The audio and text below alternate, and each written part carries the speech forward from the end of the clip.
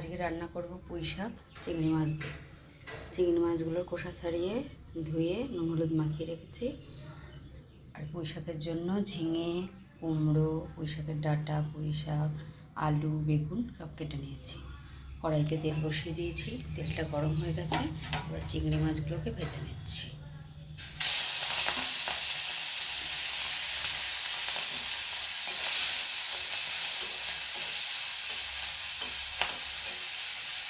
চিংড়ি মাছগুলো ভাজা হয়ে গেলে তুলে নেব। চিংড়ি মাছগুলো ভাজা হয়ে গেছে, তুলে নিয়েছি। এবার কড়াইতে ওই তেলের মধ্যে একটু পাঁচফোড়ন, শুকনো লঙ্কা, তেজপাতা ফোড়নে দিয়ে দিলাম।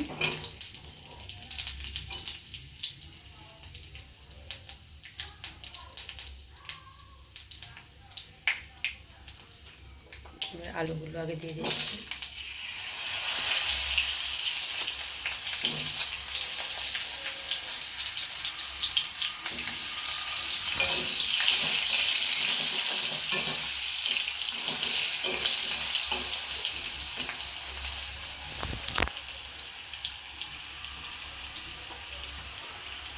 পুঁই শাকের ডাঁটাগুলো দিয়ে দিচ্ছি।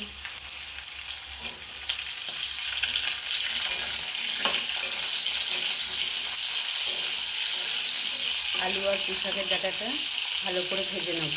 এর মধ্যে একটু নুন আর একটু হলুদ দিচ্ছি। নুন আর হলুদ দিয়ে দিচ্ছি। এটাকে ভালো করে ভেজে নেব।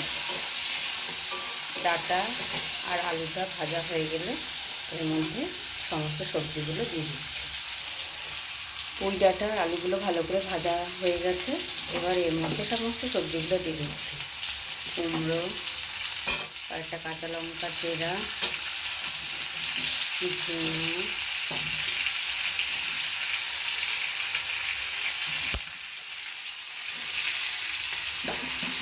বেগুন,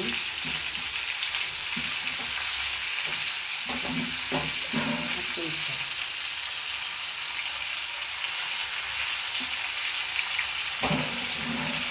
ভালো করে নাড়িয়ে নিই।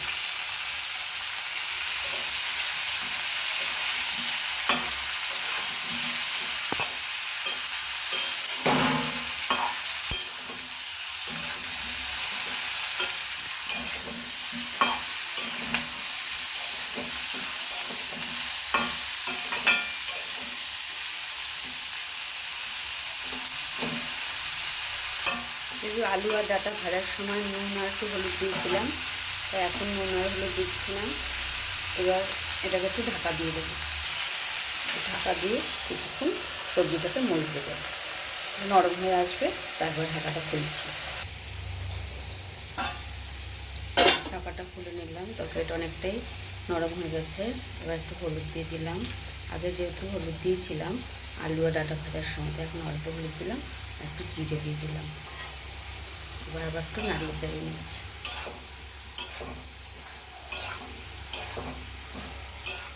এই শাকে কিন্তু আমি এক ফোঁটাও জল দেবো না। এই শাকের রসেই শাকটা সুন্দর হয়ে যাবে। ঢাকা দিয়ে করবো। এবার চিংড়ি মাছগুলো সব দিয়ে দিচ্ছি। চিংড়ি মাছগুলো দিয়ে দিলাম, ভালো করে নাড়িয়ে নিচ্ছি। আবারও এটা ভালো করে ঢাকা দিয়ে আর একটু সিদ্ধ হতে দেবো। ঢাকা দিয়ে দিলাম। ঢাকাটা খুলে নিলাম। শাকটা অনেকটাই মজে গেছে এবং অনেকটা রস বেরিয়েছে শাকে। এবার একটু চিনি দিয়ে দিচ্ছি।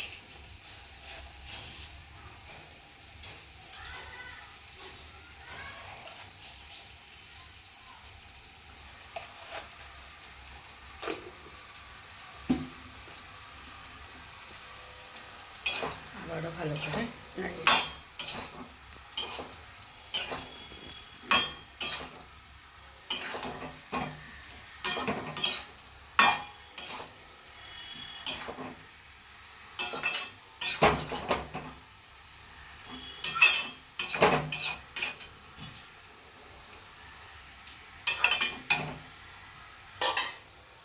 পুঁই শাকটা আমার হয়ে গেছে। এবার নামিয়ে নিচ্ছি।